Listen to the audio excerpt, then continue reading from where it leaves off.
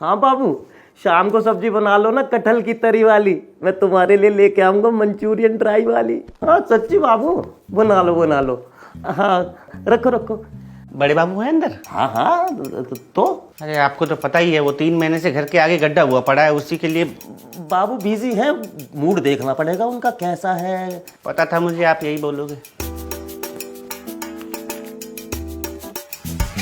अब ठीक हो जाएगा उनका मूड। कौन कहता है दुनिया में समझदार आदमी कमी है। एक तो मेरे सामने खड़ा है। आप रुको, मैं अभी पता करके आया है।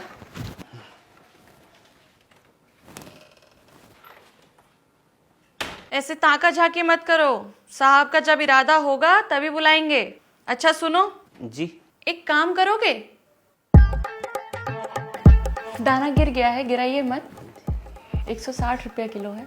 अब देखिए ना, ऑफिस में इतना काम होता है कि घर जाके ऑफिस का काम करना पड़ता है, तो घर के काम करने का समय ही नहीं मिलता है। हम सोचते हैं कि घर का काम ऑफिस में ही निपटा लें। जी बहुत बढ़िया। By the way, my name is Sushmita. जी माय नेम इज सुरेश। अरे वाह, सू से सुष्मिता, सू से सुरेश, क्या सुपर बात है नहीं? वैसे क्या कैसे आना हुआ? जी वो अधिकारी जी से मिलना है, गड्ढा भरवाना था। बस इतनी सी बात? क्या इतनी सी बात? 3 महीने से चक्कर लगा रहा हूँ मैं, अधिकारी जी मिलने को राजी नहीं है मुझसे। अरे आप गलत आदमी से सिफारिश लगवा रहे हैं। मतलब ये कि अधिकारी जी पहले प्यून की सिफारिश सुनेंगे या हम बाबू की? बाबू? हम बाबू है ना। अब बाबू है? बाबू कर्मचारी हैं। तुम जैसे कई पीड़ितों की सहायता कर चुके हैं हम अभी तक। यूं अपॉइंटमेंट मिलता है। Madam please please please please मेरी भी सिफारिश लगवा दीजिए ना प्लीज। अब देखिए, सिफारिश तो हम लगवा देंगे, काम भी हो जाएगा आपका, लेकिन हमारा दर्जा प्यून से कहीं ऊंचा है, तो सिफारिश लगवाने की फीस भी थोड़ी ज्यादा ही होगी। जी मटर छील रहा हूँ ना मैं। 2000 रुपए काम हो जाएगा ना?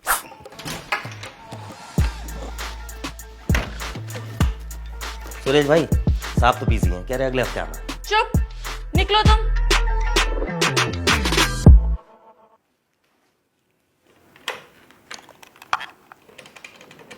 नमस्ते अधिकारी जी, कैसे हैं आप? जी हम वो कह रहे थे कि एक सिफारिश लगवानी थी। हाँ जी हम अभी भेजते हैं जी, धन्यवाद। ये लीजिए और जाइए और जाके स्टैंप लगवा लीजिए, गड्ढा भर जाएगा आपका। Thank you madam, thank you so much. मटर रख के जाइए। जी बाकी मैं आके चलता हूँ। जी सर फटाफट इसमें भी स्टैम्प मार दीजिए। कैसा स्टैम्प? सर वो बाहर मैडम है ना, उन्होंने मुझे भेजा है फॉर्म लेकर कि आप इसमें स्टैम्प मारोगे और मेरे घर के सामने वाला गड्ढा भर जाएगा सर। 8,000 रुपये ले आओ। 8,000? चौंक क्या रहे हो यार, ये तो जाने का टाइम हो रहा है इसलिए 8,000 बोल रहा हूँ, वरना 85 तो रेट चल रहा है। सुष्मिता मैडम ने भेजा है ना। इतनी उदारता दिखाने के लिए धन्यवाद सर। हाँ ठीक है। अब ऐसा करो, पैसे निकालो, फिर ये तुम्हारा 1 हफ्ते में करवा दूंगा मैं काम। सर पैसे तो जितने भी मेरे पास थे सब वो बाहर मैंने मैडम को और वो पियोन को दे दिए सर।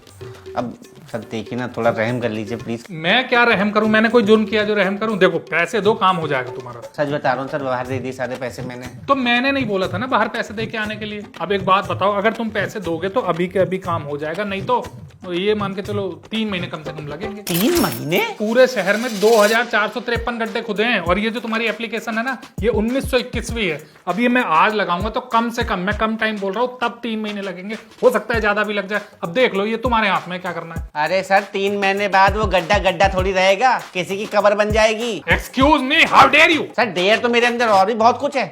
एक बात बताइए, आपने पाइपलाइन के लिए गड्ढे खुदवाए, उसमें पाइप नहीं बिछवाई आपने, हैं? क्यों? चलो नहीं बिछवाई तो नहीं बिछवाई, आपकी तो आदत है आधा काम छोड़ देने की, लेकिन मेरे घर का गड्ढा तो भर दो, मेरे घर के सामने गड्ढा है। ऊपर से ना ऑर्डर आया कि पूरे शहर में पाइपलाइन बिछेगी, ठीक है। जब तक हम गड्ढे खोदते रहे तब तक तो पैसे आते रहे, लेकिन जब गड्ढे भरने का टाइम आया तब पैसे आने रुक गए। अब बताओ, हम अपनी जेब से तो गड्ढे भरेंगे नहीं, अब पैसा आएगा तो गड्ढा भी भर जाएगा। कब तक आपकी सिस्टम की गलतियों का बोझ हम जनता झेलती रहेगी? आखिर कब तक सर? जब तक ऊपर से पैसे नहीं आ जाते गड्ढे भरने के, तब तक, समझा? अब ये कुर्सी खाली कर हवा आन दे। एक बात बताइए, आपके कहे मुताबिक ऊपर से ऑर्डर आया था पाइपलाइन के गड्ढे बिछवाने का। हाँ तो हम क्या पागल हैं जो पूरे शहर में 2453 गड्ढे खोद देंगे? क्या बकवास सवाल कर रहा है यार, चलो उठ यहाँ से। लेकिन सर टेंडर में तो कहीं नहीं लिखा है कि इसके पाइपलाइन के गड्ढे खोदने थे, हैं? मैंने CPP में देखा है, आपके ये सरकारी पोर्टल में सारी डिटेल है उसमें। तू कौन है बे? मैं आप लोगों के द्वारा सताया गया आम आदमी। ये क्या है? कैमरा। आपका स्टिंग ऑपरेशन हो गया अधिकारी जी। आपका पेन आपकी मैडम बाहर जो बैठी है मटर छिलने वाली, सबके रेट जितने हैं ना इसमें कैद हो गए हैं कैमरे में। अब आप तो गए काम से। अरे ला इधर।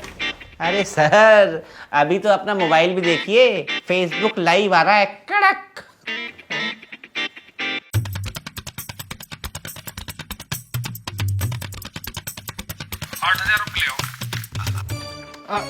हटाना यार इसे, हटा। हटेंगे तो आप सर इस कुर्सी से। चलो चलो जल्दी चलो, जल्दी जल्दी। रंजन जी, हमारे सूत्रों से खबर मिली है कि आपका डिपार्टमेंट घूसखोरी में नंबर 1 है। क्या ये सच है? जवाब दीजिए, क्या ये सच है? अगर मीडिया का इस्तेमाल सही तरीके से किया जाए तो वाकई में मीडिया लोकतंत्र का चौथा स्तंभ बन सकता है।